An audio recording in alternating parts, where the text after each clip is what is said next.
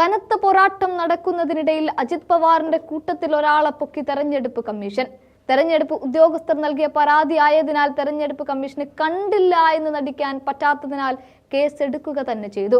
കൊട്ടിഘോഷിച്ച് BJP സന്തോഷിപ്പിക്കാമെന്ന് കരുതിയിടത്ത് നിന്നാണ് ഇത്തരമൊരു നീക്കം തെരഞ്ഞെടുപ്പ് ഉദ്യോഗസ്ഥരുടെ പരാതിയെ തുടർന്ന് തെരഞ്ഞെടുപ്പ് കമ്മീഷന് എടുക്കേണ്ടി വന്നത്. എന്നാൽ ഈ വിഷയത്തിൽ 7 പേർക്കെതിരെ തെരഞ്ഞെടുപ്പ് കമ്മീഷൻ കേസെടുത്തിട്ടും അജിത് പവാർ വാ തുറന്നിട്ടില്ല. സത്യം പറഞ്ഞാൽ വാ തുറക്കാൻ പറ്റില്ല എന്നുള്ളതാണ്. ശരത് പവാറിന് പിന്നിൽ നിന്ന് കുത്തി രാഷ്ട്രീയ ചുവടുമാറ്റി BJP പാളയത്തിലേക്ക് കിട്ടിയ എല്ലിൻ കഷ്ണവും പിടിച്ചു പോയതിൽ പിന്നിൽ നടക്കുന്ന തെരഞ്ഞെടുപ്പിൽ നേർക്കുനേർ പോരാടുന്നത് ഒരു കുടുംബത്തിലെ 2 പേരാണ്.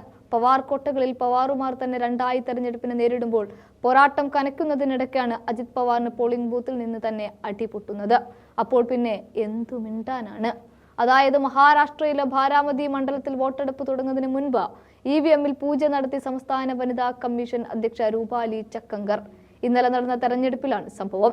പ്രിസൈഡിംഗ് ഓഫീസറുടെ നിർദ്ദേശം ലംഘിച്ചാണ് ചക്കങ്കറും സംഘവും ബൂത്തിനകത്ത് കയറി പൂജ നടത്തിയതെന്നാണ് പോലീസ് നൽകിയ വിശദീകരണം.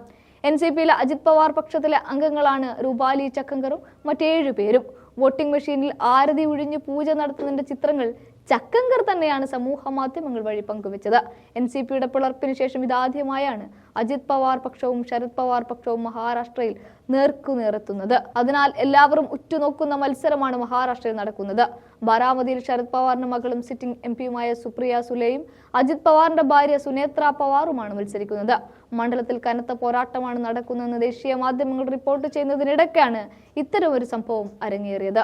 പോളിംഗ് ബൂത്തിൽ തന്നെ അടി കിട്ടുമ്പോൾ അജിത് പവാറിന് പോരാട്ടച്ചൂടിൽ വെന്തുരുകുകയാണ് എന്ന് തന്നെ പറയാം.